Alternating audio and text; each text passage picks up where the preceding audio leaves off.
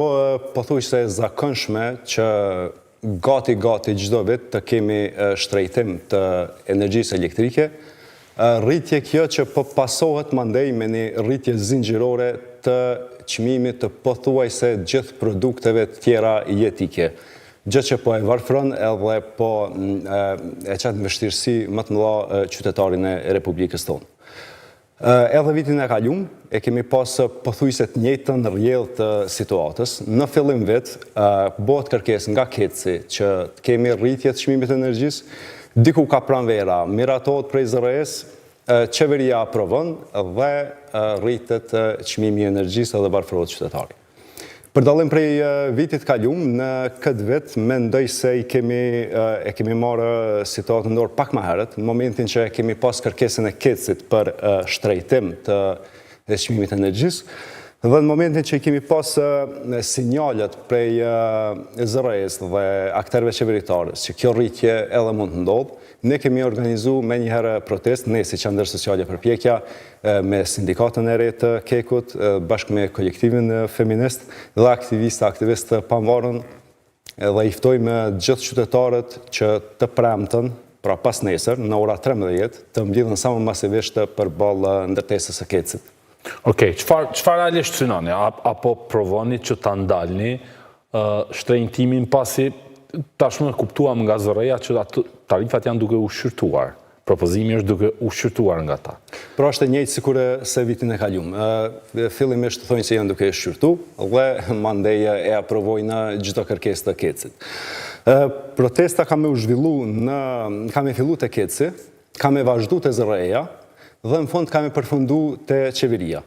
Pra, kjo marshutë KEC-ZRE qeveri i ka dhe 3 kërkesa shumë qarta.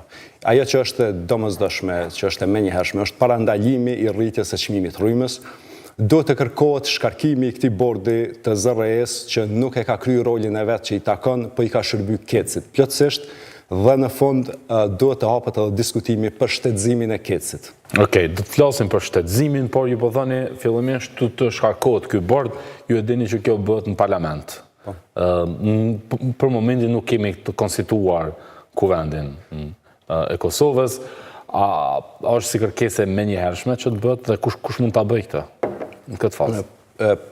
Po besoj që kuvendi do të konstituohet shumë shpejt, tashmë veç ka përfunduar të shohim ditëve në vazhdim, po është kërkesa e menjëhershme është parandalimi i rritjes çmimit të rrymës. Edhe në vazhdimsi, domethënë kërkesat e vazhdueshme që do të kemi se nuk do të jetë edhe protesta e fundit kjo sigurisht, edhe organizimi i fundit, do të jetë edhe shkarkimi i këtij bordit të ZRE-s, i cili ndër të tjera e ka si obligim domethënë rregullimin e çmimeve për shkak që një kompani private ka monopol privat. Dhe në vend se të quhet zyre e rregullatorit të energjisë, ndoshta është më mirë me u quajtë zyre e aprovimit të kërkesave të KEC-it. Kështu po thoni? Po. Çdo kërkesë po thoni absolutisht asnjë kërkesë, nëse e dini një kërkesë që e kanë refuzuar të KEC-it, nuk e kanë refuzuar asnjë.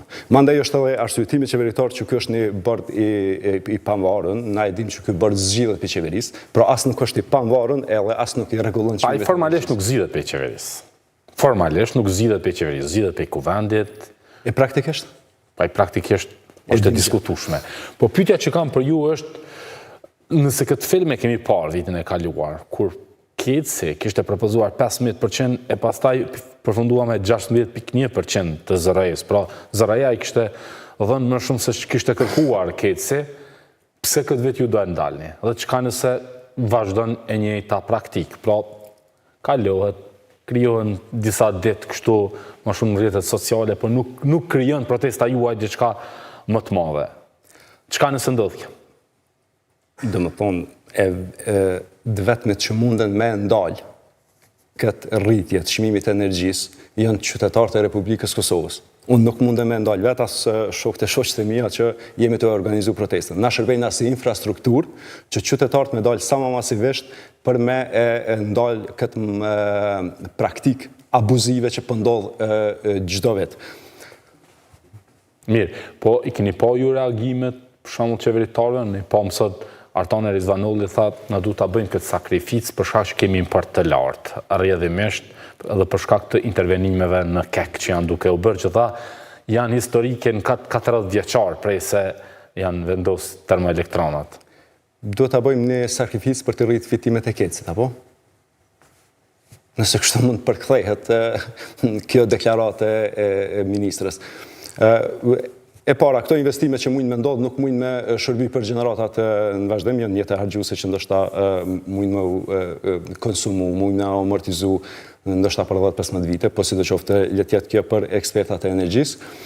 Pa ajo që është më rëndësishme është kjo deklarat neve na bën gati që çmimi i energjisë elektrike do të aprovohet nga zërreje. Veç një moment, pra po thoni, deklarata e Rizvanollit është shenjë që zërrej do e pranoj propozimin e kecit? Absolutisht po. Ajo është një parapërgraditje për qytetarët që kjo marrëveshje të pranohet sa ma letë prej qytetarëve, po unë besoj fuqishëm që qytetarët për dallim prej vitit kaluam këtë vit do dalin sa ma masivisht. Edhe i ftoj gjithë dalin, sepse edhe nëse një qytetar e mendon që me pagën e tij ndoshta mund ta mbuloj këtë farrritje të energjisë. Ndoshta rritja që vjen prej faturës së energjisë elektrike është çmimi më i vogël që ai ka me pagu. Kur e marrim parasysh rritjen zinxhirore që pason pastaj prej këtyre bizneseve që prodhojnë. Po këto i kemi pak, e deri te bizneset spekulative të tregtisë, atëherë i bie që jeta e qytetarëve do të vështirësohet shumë.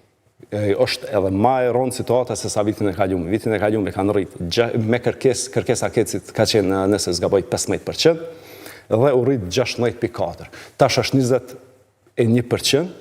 Kush e di se sa do të rritet. E gjithë kjo nëse nuk ka reagim masiv. Pra ju presni që të ketë rritje dhe më të madhe se 21%? Kjo kon praktika e vitit të kaluar.